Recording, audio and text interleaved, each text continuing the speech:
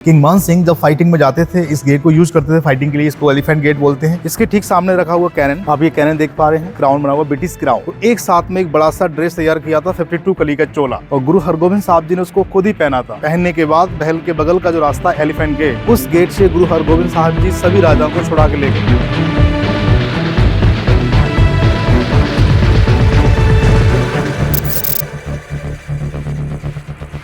ग्वालियर का सबसे बड़ा और सबसे भव्य फोर्ट है यहाँ का ग्वालियर फोर्ट। ये वो जगह है जो कि गोपाचल पर्वत पे बनाई गई है। भारत के सबसे सुंदर महलों में से एक महल जिसका नाम है मान मंदिर पैलेस, ग्वालियर फोर्ट के अंदर ही है। ग्वालियर के इसी ग्वालियर फोर्ट से जुड़े हुए ऐसे बहुत रहस्य और इतिहास है जिसके बारे में हम में से बहुत कम ही लोग जानते हैं। तो कौन कौन से हैं ये रहस्य, कैसे बनवाया गया था ग्वालियर फोर्ट, किस किस राजा ने यहाँ पे राज किया है, और क्या है इस किले के पीछे छुपे रहस्य। आज हम आपको ग्वालियर फोर्ट के कुछ ऐसे रहस्य बताएंगे जो आपने शायद कभी ना सुने हो। तो हमारी ये वीडियो एंड तक देखना, और यदि आप नए हैं तो हमारा चैनल जरूर सब्सक्राइब करें। बस दबाइए लाल बटन, जिसके बाद आप दबा सकते हैं घंटे का निशान। Number 1, ruler of Gwalior fort. मेरा नाम धर्मेंद्र सर, मैं यहाँ का लोकल गाइड हूँ। अभी आप आ चुके हैं ग्वालियर फोर्ट के अंदर। ग्वालियर फोर्ट में अलग अलग डायनेस्टी ने रूल किया है। माना जाता है यहाँ पर 6th सेंचुरी से लेकर के 18th सेंचुरी तक कई रूलर हुए, जिसमें जैसे कचवाहा, प्रत्याहार, तोमर, लोधी, मुगल एंड सिंधिया। तो इस किले के सबसे लास्ट रूलर है वो सिंधिया जी। ग्वालियर फोर्ट की हिस्ट्री में उसके कई सारे रूलर रहे हैं, जैसे कि कचवाहा, प्रतिहार, तोमर, लोधी, मुगल और सिंधिया। और आज के समय इस फोर्ट को ओन करती है सिंधिया डायनेस्टी, और इनके राजा वर्तमान में ग्वालियर के जयविला पैलेस में रहते हैं। नंबर 2, राजा सूरत सेन। फोर्ट की स्टार्टिंग किया था राजा सूरत सेन। माना जाता है कि सूरत सेन इस किले के फर्स्ट रूलर थे। पहली बार जब जंगल आए थे तब यहाँ कोई निवास नहीं था किसी भी रूलर का। ऋषि गालम नाम के साधु यहाँ तप करते थे। उस समय इस पहाड़ को एक नाम दिया था स्थानीय लोगों ने, गोपाचल पर्वत। इस किले का आउटसाइड का पूरा बॉल बनाया जो लगभग 11 किलोमीटर समथिंग बना हुआ है। सूरत सेन ने ही सिटी का नाम भी दिया था ऋषि गालम के नाम पर, ग्वालियर। ग्वालियर फोर्ट के सबसे पहले रूलर का नाम है महाराजा सूरत सेन, जिन्होंने ऋषि गालब के कहने पर ग्वालियर को बसाया और ग्वालियर फोर्ट की आउटर वॉल भी बनाई, जो कि तकरीबन 11 किलोमीटर लंबी थी। उसी के बाद आने वाले राजाओं ने ग्वालियर फोर्ट को आगे बनाया। नंबर 3, मान सिंह महल। तो अभी हम चलते हैं पहले मान सिंह महल देखने के लिए। राजा मान सिंह महल बहुत ही खूबसूरत महलों में से एक महल माना जाता है। इस महल की सबसे बड़ी खास विशेषता है कि इस पर जो कलर भी देखेंगे आप अंदर बाहर की साइड, पूरा ओरिजिनली मीना वर्क है। माना जाता है कि मान सिंह नेम के हमारे हिस्ट्री में 2 राजा हुए। एक राजा फेमस जयपुर वाले थे, वो अकबर के समकालीन थे। ये मान सिंह तो बाबर से पहले के। ग्वालियर फोर्ट का सबसे खूबसूरत महल है यहाँ का मान सिंह महल, जिसे मान मंदिर पैलेस भी बोला जाता है। ये महल बनवाया था राजा मान सिंह जी ने, जो कि मुगलों के राजा बाबर से भी पहले ग्वालियर पे राज करते थे। नंबर 4, 9 बीवियां। माना जाता है कि मान सिंह तोमर जी ने टोटल 9 मैरिज किया। इनका जो 8th वाइफ था वो रॉयल फैमिली से संबंध रखता था, तो 9th वाइफ था वो पुअर फैमिली का था। उनका निवास जंगल में था। माना जाता है कि राजा मान सिंह जब फाइटिंग के लिए जंगल गए, वहाँ पर 2 भैंसें आपस में फाइट कर रहे थे। विलेज में रह रही लड़की ने दोनों भैंसों को अलग कर दिया। राजा देख के खुश हुए और लड़की को शादी के लिए पूछ लिया, क्योंकि उस रानी को फाइटिंग करना,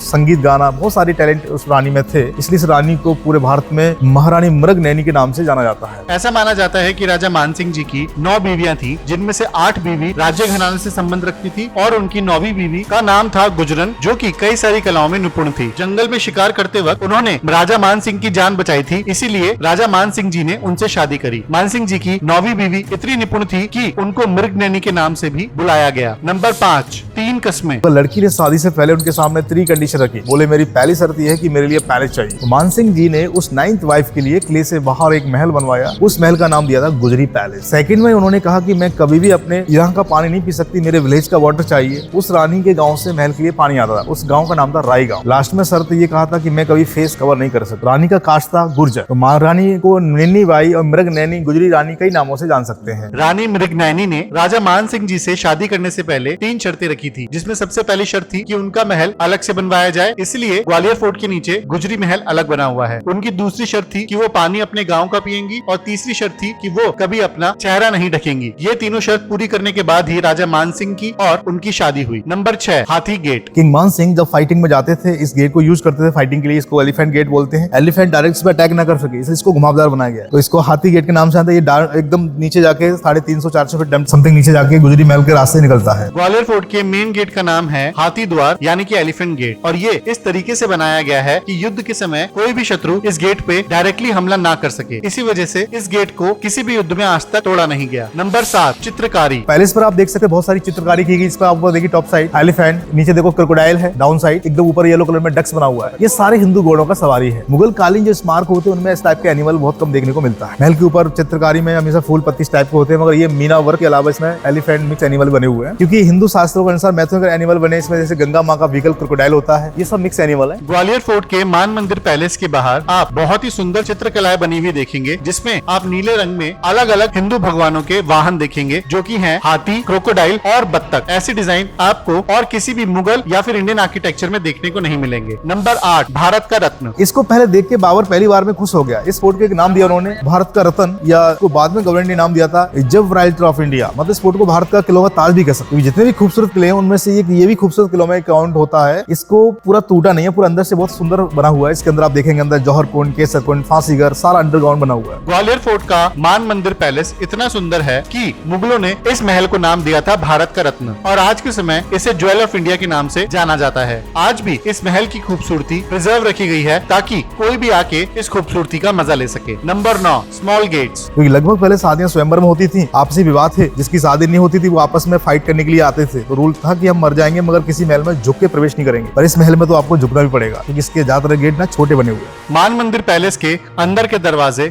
इतने छोटे बने हैं कि किसी को भी अंदर आने के लिए यहाँ झुकना जरूर पड़ता है, और ये सिक्योरिटी रीजन की वजह से भी बनाए गए हैं ताकि अगर दुश्मन महल के अंदर घुसे तो सबसे पहले उसका सर अंदर आए और महल के रक्षक उस सर को काट सकें। और पुराने जमाने के राजा मर जाते थे लेकिन अपना सर नहीं झुकाते थे। नंबर 10, दी कैंपस। अभी हम आ चुके हैं मानसिंह महल के कैंपस के अंदर, जिसमें आप देख सकते हैं बैक साइड ये पूरा राजा महाराजाओं के टाइम का बॉडीगार्ड रूम हुआ करता था। राजाओं के खास जो लोग होते थे सरदार, वो इधर यहाँ रहा करते थे। अन डायनेस्टी यहाँ फाइटिंग हुई तब ये टूट गया। इसी स्टोन को निकाल के ईस्ट इंडिया कंपनी ने बाद में ये बिल्डिंग बनाया था। बाद में इसको बोलते हैं ब्रिटिश टाइम का हॉस्पिटल, जिसको बाद में इसको बना दिया आर्कियोलॉजिकल म्यूजियम। यहाँ देखते हैं उस समय का बहुत पुराना एलिफेंट पार्किंग, जब राजा मान सिंह जी फाइटिंग में जाते थे एलिफेंट नीचे खड़ा होता था। ग्वालियर फोर्ट के कैंपस में आपको वहाँ की बहुत सारी इमारतें देखने को मिलेंगी, जैसे कि वहाँ का बॉडीगार्ड रूम जहाँ पर राजा मान सिंह के बॉडीगार्ड रहा करते थे, वहाँ का विक्रम मंदिर, वहाँ की जेल, हॉस्पिटल और वो जगह जहाँ पर राजा मान सिंह का हाथी बांधा जाता था और यहीं से राजा मान सिंह युद्ध पे जाते थे। नंबर 11, तो इसके ठीक सामने रखा हुआ कैनन, आप ये कैनन देख पा रहे हैं। ये कैनन भी काफी फेमस माना जाता है, जिसमें आप देखो क्राउन बना हुआ, ब्रिटिश क्राउन। विक्टोरिया महारानी के कैनन पर इस टाइप का साइन होता था। जैसे माना जाता है कि भारत के कई रूलर थे जिनको ईस्ट इंडिया कंपनी के द्वारा बहुत सारी कैनन गिफ्ट की, जिसमें मैसूर के राजा, हैदराबाद के निजाम, कश्मीर के राजा, बड़ौदा के राजा, ग्वालियर के महाराज सिंधिया, उन राजाओं को 21 तोपों की सलामी दी जाती थी। उस समय ये कैनन ग्वालियर में आई थी, मगर सबसे पहले भारत में जो तोप लेके आए थे मुगल आए थे, क्योंकि मुगलों ने 1526 की फाइटिंग में पहली बार तोप खानों के माध्यम से मुगलों ने लोदियों को हराया था। तो उस समय पहली बार तोप चली थी, मगर ये तोप तो ईस्ट इंडिया कंपनी के टाइम का है। ग्वालियर फोर्ट में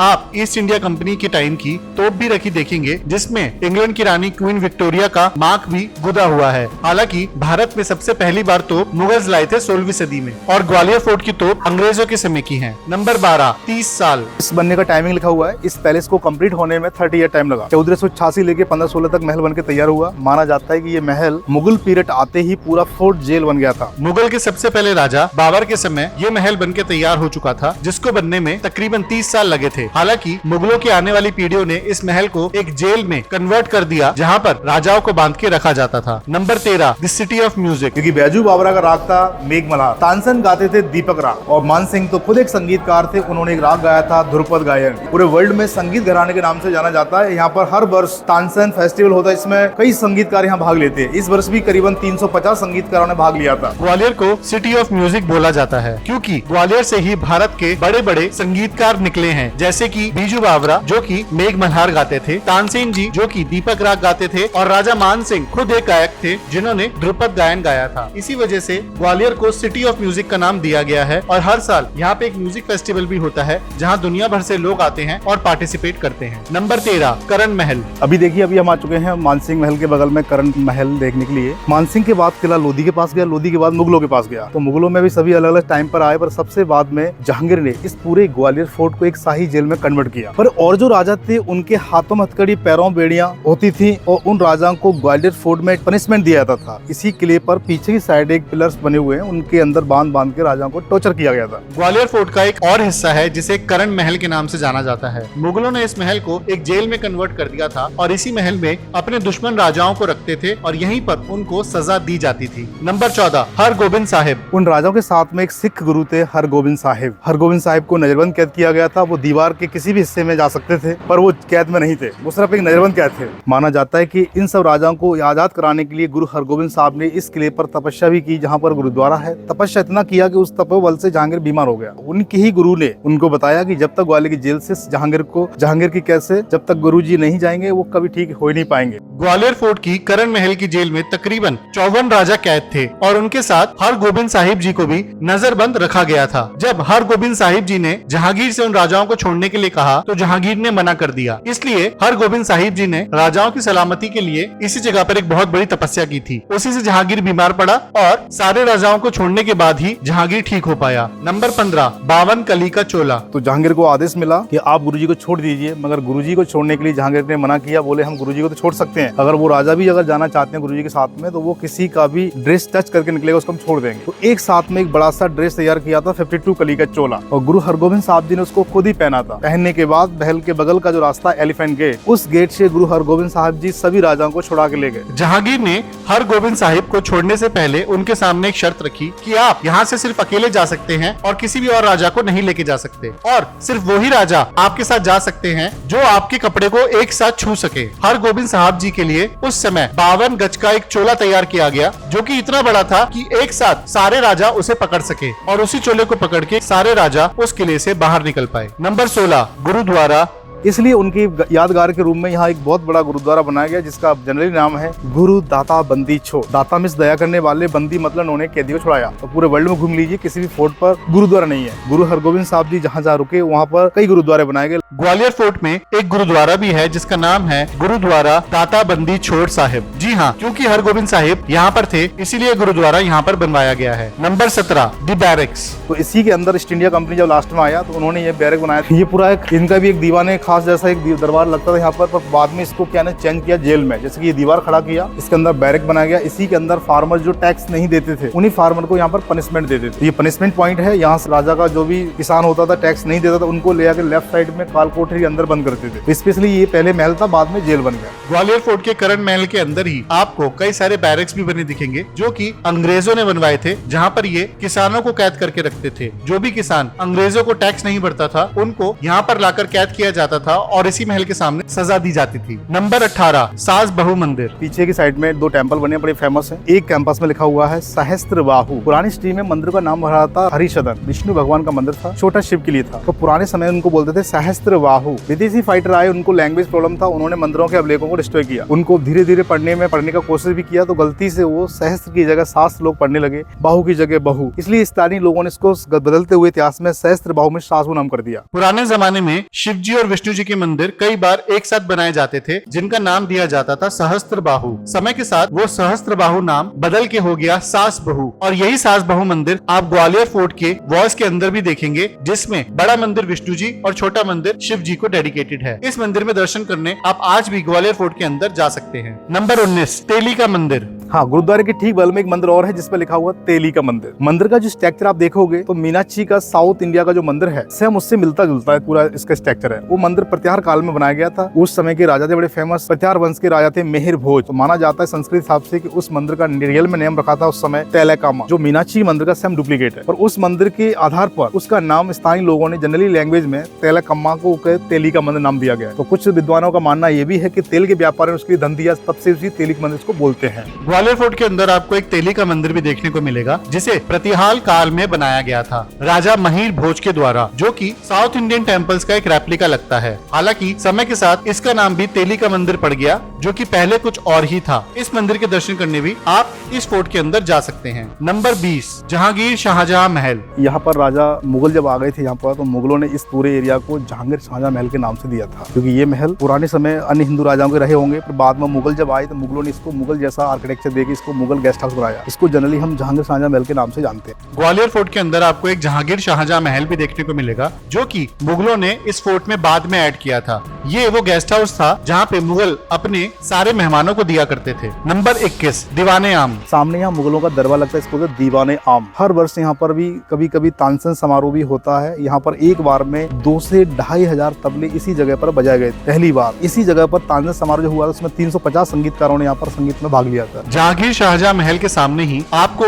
दीवाने आम देखने को मिलेगा, जिसमें मुगल जमाने में उस समय के राजा अपनी प्रजा की सारी मुश्किलें दीवाने आम पे ही सुनते थे। आज के समय दीवाने आम वो जगह है जहाँ पे तानसेन समारोह ऑर्गेनाइज किया जाता है। इसी जगह पर एक बार में 2500 से ज्यादा तबले बजवाए गए हैं और 350 से ज्यादा संगीतकार यहीं आके पार्टिसिपेट करते हैं। नंबर 22, जौहर तालाब। ये सामने एक वाटर टैंक जो देख पा रहे हैं, ये उस समय का नहाने का एक स्विमिंग पूल हुआ करता था। इस जगह पर भी कई बार जौहर हुआ है, इसलिए इसको भी बोलते हैं हम जौहर कुंड। जौहर हमेशा तालाब के कॉर्नर पर होता है, न कि अंदर, क्योंकि तालाब के अंदर तो पानी होता है, जलाशय के किनारे पर जौहर किया जाता है। दीवाने आम के बगल में ही आपको वहाँ का तालाब भी देखने को मिलेगा, जिसको जौहर तालाब के नाम से जाना जाता है। ये वो जगह है जहाँ उस जमाने की रानियों ने जौहर किया था जब मुगलों ने उन पे हमला किया था। आज के समय इस जौहर तालाब में पानी नहीं है, लेकिन आप इस तालाब को देख सकते हैं। नंबर 23, विक्रम मंदिर। तो अभी हम देख रहे हैं जहाँ पर आ चुके हैं, ये विक्रम मंदिर, इस पे लिखा हुआ है। माना जाता है कि राजा मानसिंह तोमर ने 9 मैरिजों किया था, उनमें से 8 वाइफ को कोई पुत्र नहीं हुआ था। 9th वाइफ के 2 बेटे हुए, दोनों बेटों की डेथ हो गई थी, फिर उनके पास कोई पुत्र नहीं था। तो माना जाता है कि ये सामने ये यज्ञ कुंड बना हुआ है, यहाँ यज्ञ किया गया था 8 रानियों के द्वारा। 8 रानियों यज्ञ होने के बाद कुछ समय बाद एक बेटा हुआ था, जिसका नाम रखा था विक्रम सिंह। राजा मान सिंह तोमर के पहले कोई औलाद नहीं थी। उनकी 8 रानियों से उनको कोई संतान नहीं हुई और उनकी 9वीं रानी से उनको 2 बेटे हुए, जिनकी आगे जाके मृत्यु हो गई।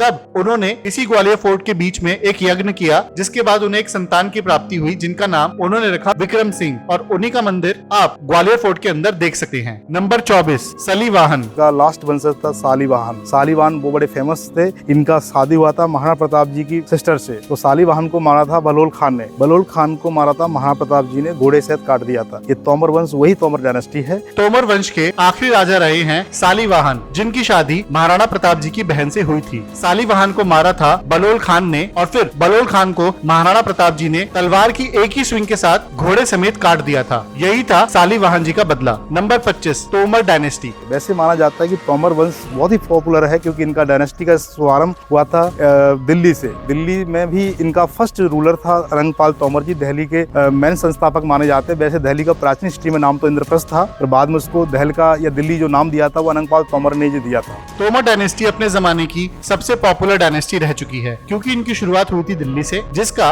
इतिहास में नाम इंद्रप्रस्थ था। उसका नाम तोमर डायनेस्टी के रंगपाल तोमर जी ने ही दहलका या फिर दिल्ली रखा था। तो ये थे ग्वालियर फोर्ट के 25 रहस्य। हमें आशा है आपको ये वीडियो पसंद आई है। पसंद आई है तो लाइक करें, नए हैं तो सब्सक्राइब करें, और इसी के साथ साथ हम हर जगह घूम के वहाँ की कंप्लीट ट्रैवल गाइड बनाते हैं, तो हमारा अनुज बकेट चैनल भी सब्सक्राइब जरूर कीजिएगा। ऐसे ही हमने दुनिया भर के फोर्ट्स विजिट करके वहाँ के रहस्य आपके लिए लेकर आए हैं, जिन वीडियोस का लिंक आपको हमारे डिस्क्रिप्शन में मिलेगा, तो जाके वो वीडियोस भी जरूर देखें। It was very nice to be with you again. Be well, नमस्ते।